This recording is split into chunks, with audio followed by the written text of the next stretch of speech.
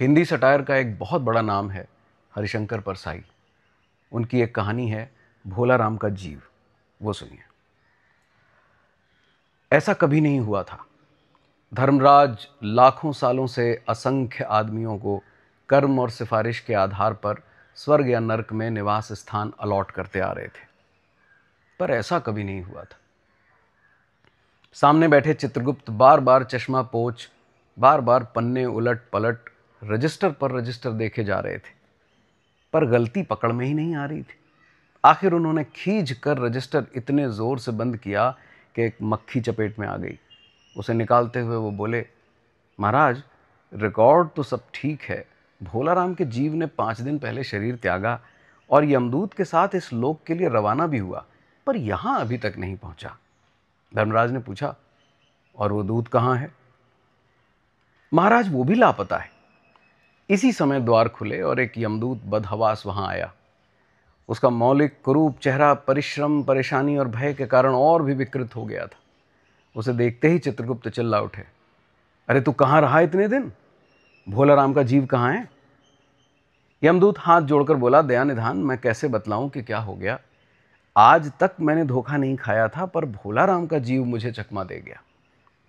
5 दिन पहले जब जीव ने भोला राम का देह त्यागा, तब मैंने उसे पकड़ा और इस लोक की यात्रा आरंभ की।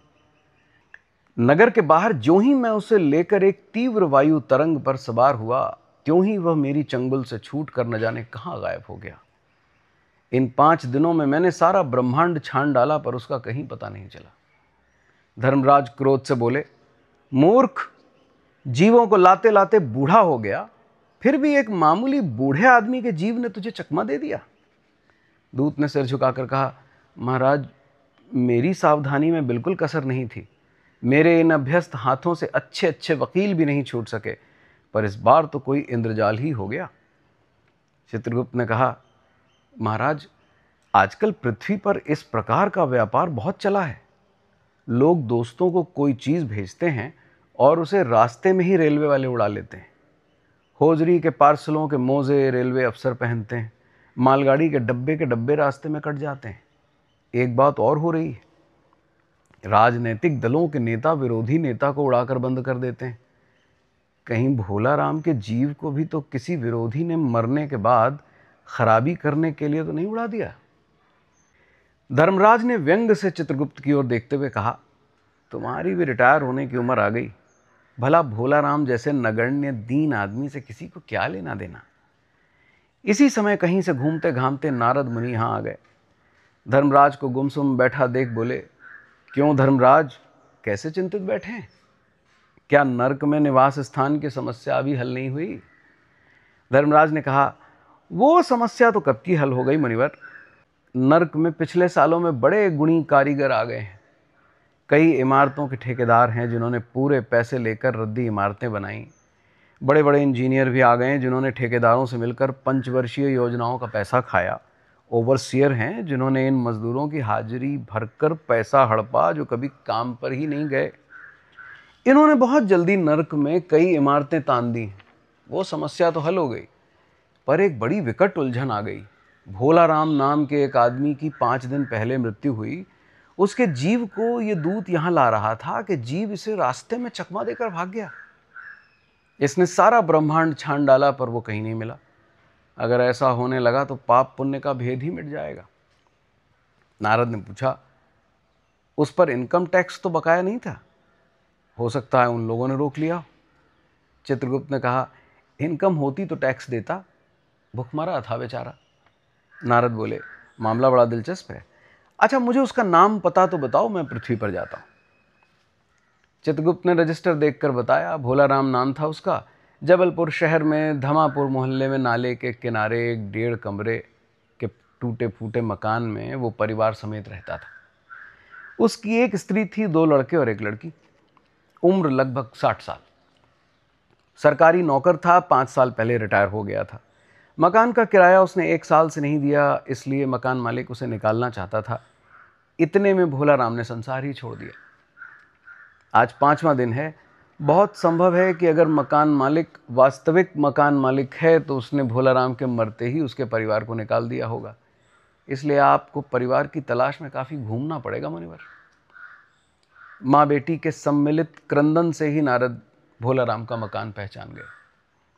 द्वार पर जाकर उन्होंने आवाज़ लगाई, नारायण नारायण। लड़की ने देखकर कहा, आगे जाओ महाराज। नारद ने कहा, मुझे भिक्षा नहीं चाहिए, मुझे भोलाराम के बारे में कुछ पूछताछ करनी है। अपनी माँ को ज़रा बाहर भेजो बेटी। भोलाराम की पत्नी बाहर आई। नारद ने कहा, माता, भोलाराम को क्या बीमारी थी? क्या बताऊं, गरीबी की बीमारी थी। 5 साल हो गए पेंशन पर बैठे, पर पेंशन अभी तक नहीं मिली।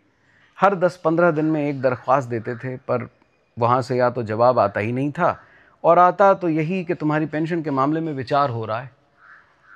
इन 5 सालों में सब गहने बेचकर हम लोग खा गए, फिर बर्तन बिके, अब कुछ नहीं बचा था। चिंता में घुलते घुलते और भूखे मरते मरते उन्होंने दम तोड़ दिया। नारद ने कहा, क्या करोगी माँ, उनकी इतनी ही उम्र थी। ऐसा तो मत कहो महाराज, उम्र तो बहुत थी। 50-60 रुपया महीना पेंशन मिलती तो कुछ और काम कहीं करके गुजारा हो जाता, पर क्या करें, 5 साल नौकरी से बैठे हो गए और अभी तक एक कौड़ी नहीं मिली। दुख की कथा सुनने की फुर्सत नारद को थी नहीं। वे अपने मुद्दे पर आए। माँ, ये तो बताओ कि यहाँ किसी से उनका विशेष प्रेम था जिसमें उनका जी लगा हो? पत्नी बोली, लगाओ तो महाराज बाल बच्चों से ही होता है। नहीं, परिवार के बाहर भी हो सकता है, मेरा मतलब है किसी स्त्री से। स्त्री ने गुर्रा कर नारद की ओर देखा, बोली, अब कुछ मत बको महाराज, तुम साधु हो, उचक्के नहीं। जिंदगी भर उन्होंने किसी दूसरी स्त्री की ओर आंख उठाकर नहीं देखा। नारद हंसकर बोले, हाँ, तुम्हारा ये सोचना ठीक ही है, यही हर अच्छी गृहस्थी का आधार है। अच्छा माता, मैं चला। स्त्री ने कहा, महाराज आप तो साधु हैं, सिद्ध पुरुष हैं, कुछ ऐसा नहीं कर सकते कि उनकी रुकी हुई पेंशन मिल जाए, इन बच्चों का पेट कुछ दिन भर जाए। नारद को दया आ गई थी। वे कहने लगे, साधुओं की बात कौन मानता है, मेरा यहाँ कोई मठ तो है नहीं, फिर भी मैं सरकारी दफ्तर जाऊंगा और कोशिश करूंगा। वहाँ से चलकर नारद सरकारी दफ्तर पहुँचे। वहाँ पहले ही से कमरे में बैठे बाबू से उन्होंने भोलाराम के केस के बारे में बातें की। उस बाबू ने उन्हें ध्यानपूर्वक देखा और बोला, भोलाराम ने दरख्वास्तें तो भेजी थीं, पर उन पर वज़न नहीं रखा था, इसलिए कहीं उड़ गई होंगी। नारद ने कहा, भाई ये बहुत से पेपर वेट तो रखे हैं यहाँ, इन्हें क्यों नहीं रख दिया?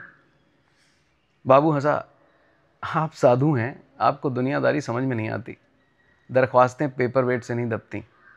खैर, आप उस कमरे में बैठे बाबू से मिल लीजिए। नारद उस बाबू के पास गए। उसने तीसरे के पास भेजा, तीसरे ने चौथे के पास, चौथे ने पांचवें के पास। जब नारद 25-30 बाबुओं और अफसरों के पास घूम आए, तब एक चपरासी ने कहा, महाराज आप क्यों उस झंझट में पड़ गए? अगर आप साल भर भी यहाँ चक्कर लगाते रहे तो भी काम नहीं होगा। आप तो सीधे बड़े साहब से मिलिए, उन्हें खुश कर दिया तो अभी काम हो जाएगा। नारद बड़े साहब के कमरे में पहुँचे। बाहर चपरासी ऊँघ रहा था, इसलिए उन्हें किसी ने छेड़ा नहीं। बिना विजिटिंग कार्ड के आया देख साहब बड़े नाराज़ हुए। बोले, इसे कोई मंदिर वंदिर समझ लिया है क्या? धड़धड़ाते चले आए। अरे चिट्ठी क्यों नहीं भेजी? नारद ने कहा, कैसे भेजता, चपरासी सो रहा है। क्या काम है? साहब ने रौब से पूछा। नारद ने भोलाराम का पेंशन केस बतलाया। साहब बोले, आप हैं बैरागी, दफ्तरों के रीति रिवाज नहीं जानते। असल में भोलाराम ने गलती की। भाई ये भी एक मंदिर है, यहाँ भी दान पुण्य करना पड़ता है। आप भोलाराम के आत्मीय मालूम होते हैं। भोलाराम की दरख्वास्तें उड़ रही हैं, उन पर वज़न रखिए। नारद ने सोचा कि फिर यहाँ वज़न की समस्या खड़ी हो गई। साहब बोले, भाई सरकारी पैसे का मामला है, पेंशन का केस 20 दफ्तर में जाता है, देर लगी जाती है। 20 बार एक ही बात को 20 जगह लिखना पड़ता है, तब पक्की होती है। जितनी पेंशन मिलती है उतने की तो स्टेशनरी लग जाती है। हाँ, जल्दी भी हो सकती है, मगर साहब रुके। नारद ने कहा, मगर क्या? साहब ने कुटिल मुस्कान के साथ कहा, मगर वज़न रखिए। आप समझे नहीं? जैसे आपकी ये सुंदर वीणा है, इसका भी वज़न भोलाराम की दरख्वास्त पर रखा जा सकता है। मेरी लड़की गाना बजाना सीखती है, ये मैं उसे दे दूंगा। साधु संतों की वीणा से तो और अच्छे स्वर निकलते हैं। नारद अपनी वीणा छीनते देख जरा घबराए, पर फिर संभल कर उन्होंने वीणा टेबल पर रखकर कहा, ये लीजिए। अब ज़रा जल्दी उसकी पेंशन ऑर्डर निकाल दीजिए। साहब ने प्रसन्नता से उन्हें कुर्सी दी, वीणा को एक कोने में रखा और घंटी बजाई। चपरासी हाजिर हुआ। साहब ने हुक्म दिया, बड़े बाबू से भोलाराम के केस की फाइल ले आओ। थोड़ी देर बाद चपरासी भोलाराम की 100-150 दरख्वास्तों से भरी मोटी सी फाइल लेकर आया। उसमें पेंशन के कागजात भी थे। साहब ने फाइल पर नाम देखा और निश्चित करने के लिए पूछा, क्या नाम बताया साधु जी आपने? नारद समझे कि साहब कुछ ऊंचा सुनता है, इसलिए जोर से बोले, भोलाराम। सहसा फाइल में से आवाज आई, कौन पुकार रहा है मुझे? पोस्टमैन है। क्या पेंशन का ऑर्डर आ गया? नारद चौंके, पर दूसरे ही क्षण बात समझ गए। बोले, भोलाराम, तुम क्या भोलाराम के जीव हो? हाँ, आवाज आई। नारद ने कहा, मैं नारद हूं भाई, तुम्हें लेने आया हूं, चलो स्वर्ग में तुम्हारा इंतजार हो रहा है। आवाज आई, मुझे नहीं जाना, मैं तो पेंशन की दरख्वास्तों पर अटका हूं, यहीं मेरा मन लगा है, मैं अपनी दरख्वास्तें छोड़कर नहीं जा सकता।